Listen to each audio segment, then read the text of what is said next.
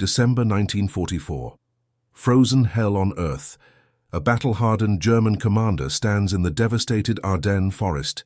This man had conquered Poland, crushed France, and terrorized the Eastern Front.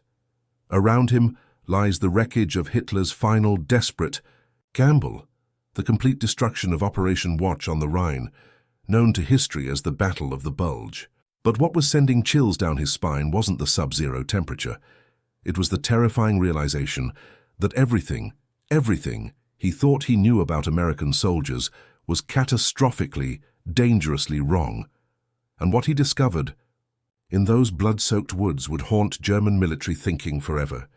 For years, German officers had dismissed Americans with arrogant confidence. They were wealthy amateurs, soft city boys, too comfortable, too undisciplined to be real warriors. A nation that had never truly suffered, never truly bled. In the frozen forests of Belgium, they were about to discover just how deadly that assumption would be. But here's the twisted part. Their contempt wasn't completely unfounded.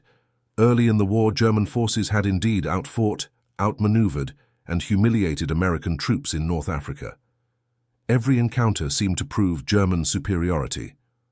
So what changed? What transformed these wealthy amateurs into something that would shatter German military doctrine forever? The answer will shock you. This isn't just another World War II story.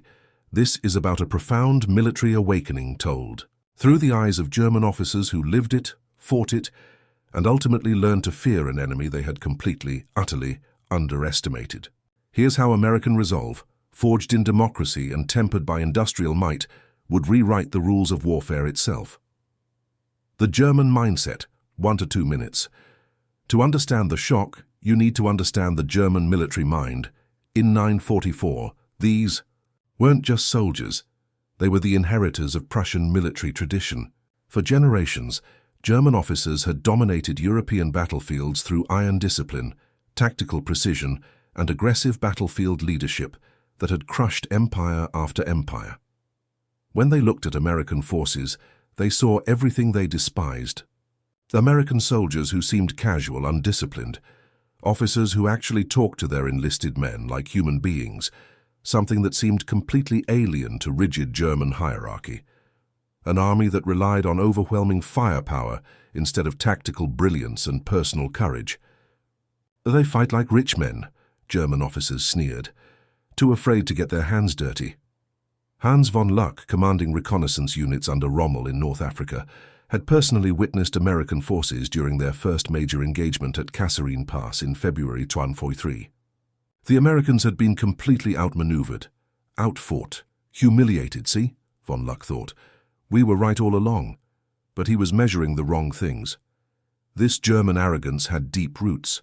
Intelligence reports dating back to World War painted Americans as having nerve and recklessness, but lacking the snap and precision that made German troops legendary. 1919. German intelligence report noted something that confused them. American officers maintained what they called cordial relations with their enlisted men. German officers found this baffling. How could an army function without rigid hierarchy and iron discipline? This approach more than makes up for their lack of precision, one confused German officer wrote. But he couldn't understand how this was possible. These early impressions created a framework that would prove catastrophically persistent. German military thinking became fixated on the idea that Americans were brave but undisciplined, wealthy, but inexperienced, technologically superior, but tactically inferior. This assessment carried forward into World War II, reinforced by early encounters where green American forces performed poorly against seasoned German veterans. The German military establishment had built their entire strategy around one core concept.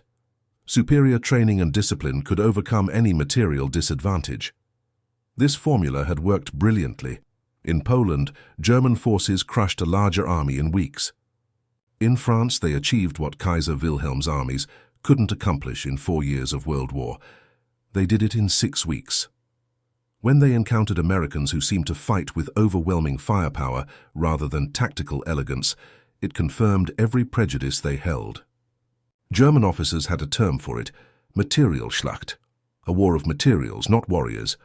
They convinced themselves that a nation relying so heavily on industrial superiority couldn't possibly produce soldiers with the spiritual toughness necessary for sustained combat.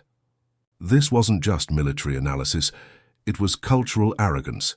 Germans saw themselves as a warrior nation, hardened by centuries of conflict. Americans? They were shopkeepers and farmers playing at war. But by late 944, something fundamental had changed. The Americans they were facing weren't the same green troops who had stumbled through Tunisia. They had evolved, adapted, transformed into something the German military establishment was completely unprepared to confront. Here's what the Germans completely failed to understand. The Americans weren't trying to fight a German-style war. They were pioneering something entirely revolutionary. While German tactics relied on the brilliance of individual commanders and the superiority of small units, American military doctrine emphasized something radically different: systematic coordination, integrated communication, the ability to bring overwhelming force to bear at the decisive point. The American solution to warfare wasn't about producing superior individual soldiers, it was about creating superior systems. Let me break this down. For you, logistics. American supply networks could sustain prolonged operations thousands of miles from home bases. German forces, despite their tactical brilliance, consistently struggled with supply lines. AIR power. Americans integrated close air support into ground operations in ways German forces had never fully mastered. While Germans had superior individual pilots, Americans had superior air-ground coordination. Adaptive learning. Perhaps most importantly, American forces demonstrated a remarkable ability to learn from mistakes and rapidly incorporate new tactics and technologies. Here's the part that really frustrated German commanders. The American military's relationship with its industrial base was unlike anything Europeans had ever seen. While German forces often had to make do with limited resources and aging equipment, American units consistently received new weapons, updated equipment, and trained replacement personnel. This wasn't just material superiority, it represented a completely different philosophy of how to wage war.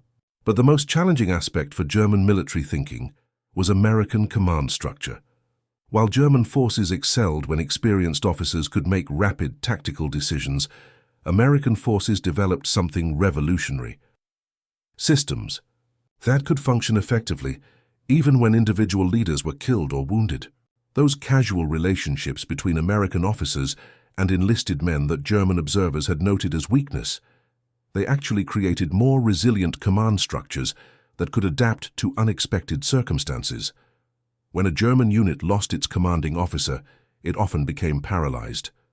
When an American unit lost its leader, another stepped up seamlessly. This wasn't about individual courage. Both sides had plenty of that. This was about organizational design that German military traditions simply couldn't comprehend. American military culture combined individual initiative with systematic support in ways that European armies had never achieved. And then came the ultimate test. Hitler's master plan was brilliant in its desperation. Operation Watch on the Rhine was designed to split Allied forces with a massive surprise attack through the Ardennes, the same route Germany had used to crush France in 940. German planners believed that a sudden, powerful assault could break American morale and create the political crisis necessary to force a negotiated peace in the West. They were about to discover just how wrong they could be. The initial attack achieved complete tactical surprise. German forces, many of them elite SS and Panzer units, smashed through American lines and created a massive bulge in Allied defenses. For 48 hours, it looked like German assumptions about American weakness might be proven correct. American units were scattered. Communication was disrupted and panic seemed to be spreading through the ranks. But then something happened that German military doctrine couldn't explain. Instead of collapsing, American resistance began to stiffen.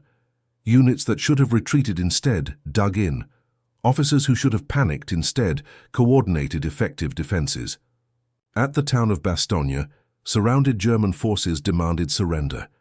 General Anthony McAuliffe's response became legendary: nuts. This wasn't just military defiance. This was something German strategists had completely failed to understand. As the battle raged through Christmas 44, German officers began to realize they were facing an enemy unlike anything they had encountered before. These weren't soldiers fighting for material gain or abstract political principles. These were men who understood exactly what they were fighting for and were prepared to pay whatever price victory required. American units demonstrated what German military theory said was impossible.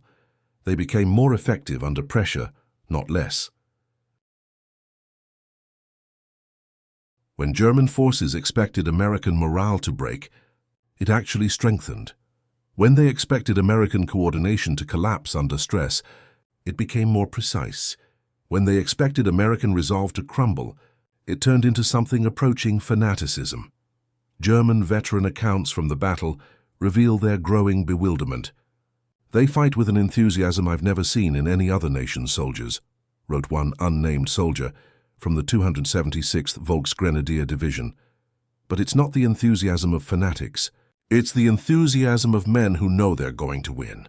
This wasn't meant as a compliment, but it accidentally captured the essence of what German military leaders were finally beginning to understand. As German forces pushed deeper into American territory, they encountered something that shattered their preconceptions about American tactical abilities. American units weren't just relying on superior firepower. They were outmaneuvering German forces using combined arms tactics that German doctrine couldn't counter. Tank destroyers appeared from unexpected positions. Artillery strikes came with pinpoint accuracy. Infantry assaults were coordinated with close air support in ways that German forces couldn't match. But perhaps most disturbing for German commanders was this. When they captured American positions, they found evidence of tactical planning and battlefield intelligence that rivaled their own elite units. These wealthy amateurs were reading German tactical manuals and developing specific counters to traditional German methods. American forces had done something unthinkable. They had studied German military doctrine and figured out how to beat it. Colonel Hans von Luck, reflecting years later, would admit that this was the moment German military confidence began to crack. "We realized we weren't fighting inferior soldiers using superior equipment. We were fighting superior soldiers using superior systems." The implications were terrifying. As the Battle of the Bulge ground on, German officers confronted another devastating reality. American industrial capacity wasn't just supporting the war effort, it was revolutionizing warfare itself. Every day of fighting revealed new American equipment, new tactical innovations, new organizational capabilities that German forces couldn't match. While German units struggled with fuel shortages and ammunition rationing, American forces seemed to have unlimited supplies of everything. But this wasn't just about quantity. It was about quality and integration. American weapons systems were designed to work together. Radios that could coordinate between ground and air units. Artillery systems that could deliver precise fires based on forward observer reports. Medical evacuation procedures that could save wounded soldiers who would have died in any other army. German officers began to understand that they weren't just fighting an American army. They were fighting American civilization itself. Every American soldier represented not just individual training and courage, but the backing of the most powerful industrial system in human history. And that system was learning, adapting, and improving faster than German forces could respond. What other military assumptions were completely shattered during World War II? What would you like to explore next about how warfare evolved during the most devastating conflict in human history? Drop your thoughts in the comments. And if this opened your eyes to something new about WWII, make sure to subscribe for more untold stories from history's greatest conflicts.